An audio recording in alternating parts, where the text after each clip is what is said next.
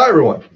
I want to have a quick discussion, well, monologue, I suppose, about nationalism and globalism as it is discussed in Haidt's article, When and Why Nationalism Beats Globalism. So, at the outset, we'll just cover a quick few things. You can think of nationalism as, I've said in other videos, love of one's country, patriotism, and all that. And then you could also think of it as the desire for state autonomy, being able to make decisions within a nation state and not being beholden to other external interests on the global stage. Whereas globalism is really quite the opposite. It's a decrease in the focus of individual national identities and a breakdown in the barriers around an individual nation state, sometimes quite literally in the sense of breaking down borders or getting rid of borders entirely, and having greater integration and interconnectedness with the political, economic institutions, cultural institutions of the world and of the people. These are two competing views. As it stands currently, there seems to be a divide of who holds those perspectives, and this is something that Haidt is talking about specifically, less so about the economic side of things and more about the cultural side of things, which is something that many, for example, libertarians who are really robust fans of open free markets and open borders and open flows of goods and resources and labor, right, because they like the economic advantages that it brings, which it largely does, though there are some downsides to the globalization argument.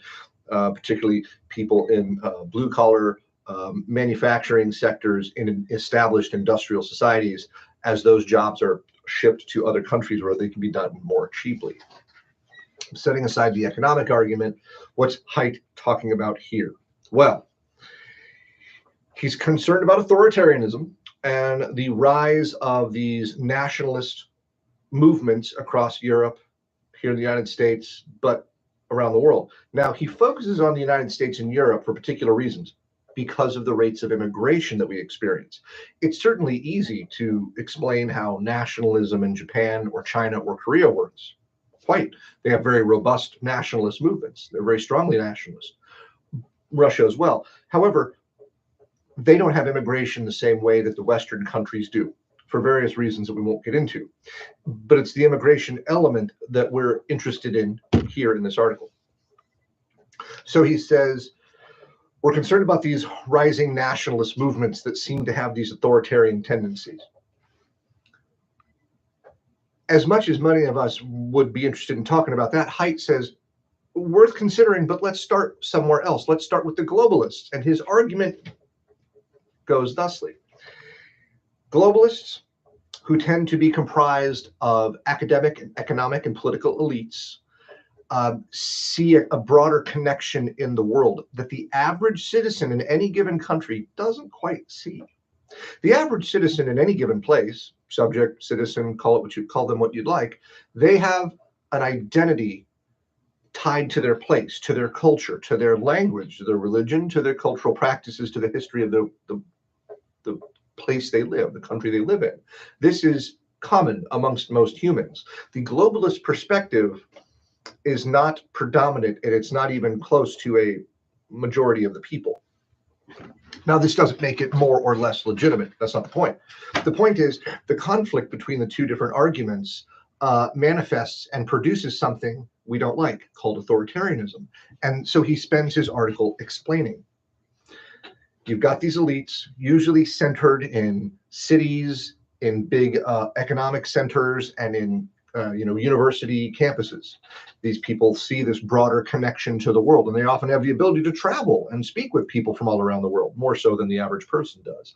And so they have this view, and they want more connection, and there's certainly benefits to that. But there are things they ignore. And it's those things they ignore that trigger the average conservative that Haidt talks about here to develop an authoritarian sentiment. Now, when it comes to authoritarianism, as Haidt suggests and as Stenner suggests in the research explained in here, authoritarianism is not something that you just are. You're not just an authoritarian, or that you have, right? You don't wake up every day as an authoritarian. No, it doesn't seem that way. It's not what they call, it's not a stable psychological predisposition. You're just a normal conservative You like your place, you like your home, you like your country, and you like things to be somewhat predictable. And we've had that discussion in week one about conservative versus liberal values, especially when it comes to the moral foundations theory, right?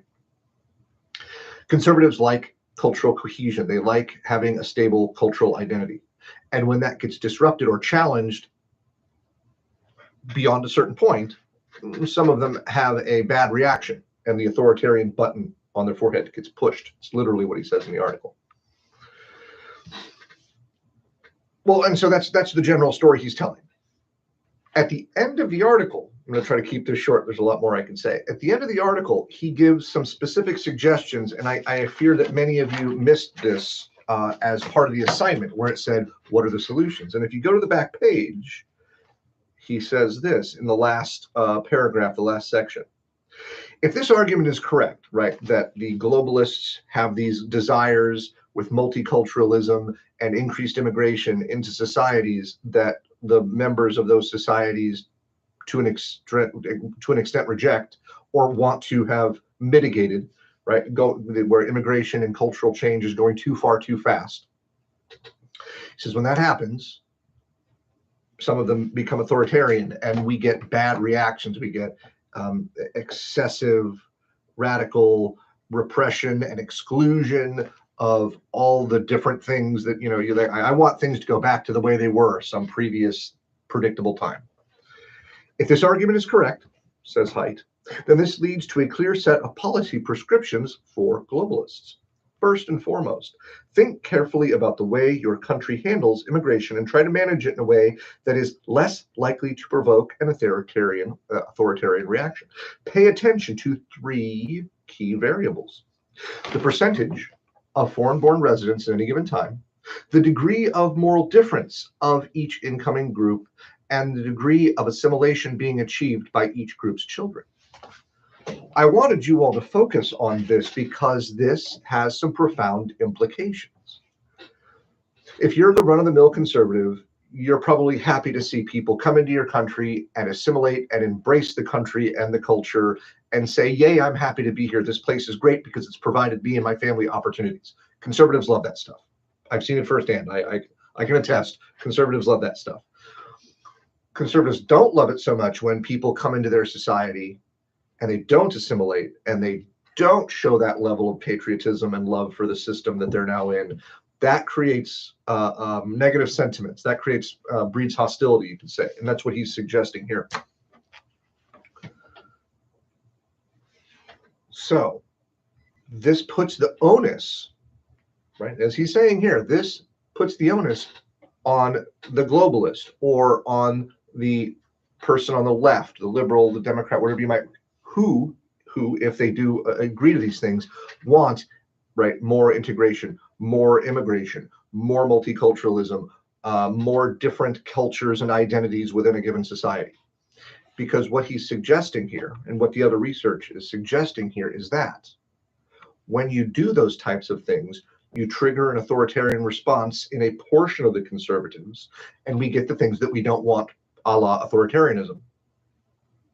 And so he's suggesting, for those of you that like these types of new, diverse, blah, blah, blah, all types of things, be careful how far and how fast you push. He is not saying close the borders. He's not saying immigration is bad. In fact, he's a man of the left. He travels around the world and he speaks different languages, and he's your classical standard liberal. He's voted Democrat his whole life because I've heard him speak enough times. I know a little bit about him. He is not a conservative who is into nationalism and protecting his culture. No, what he's doing is he's recognizing these trends, and he's saying we think we see at first some correlation, and at this point he's making a causal argument. Be aware, a causal argument. The behavior of the globalists over here, when it gets excessive, when they push too far too fast, and they change the cultural dynamics of a given society, the conservatives in that society don't love that. And when it goes beyond a certain point, some of them turn into authoritarians, and then things go off the rails potentially. He's saying we want to avoid that. So you globalists should mitigate your goals, slow down. Now, I am telling you what this article is saying. I am not telling you what I think or what you should do, but this is an important argument to wrestle with. because for some of you, this puts a burden on your shoulders. If you think that a greater one world integration is the direction we should go, he's saying you're going to get a lot of bad pushback on that. And maybe that's not even an option. Maybe that's not even on the table at all. We'll have to see. I want you to wrestle with this and consider it because it's important. And this is really happening all right now in the world we live in. And we're seeing the manifestation of these different movements, United States and across Europe. So food for thought.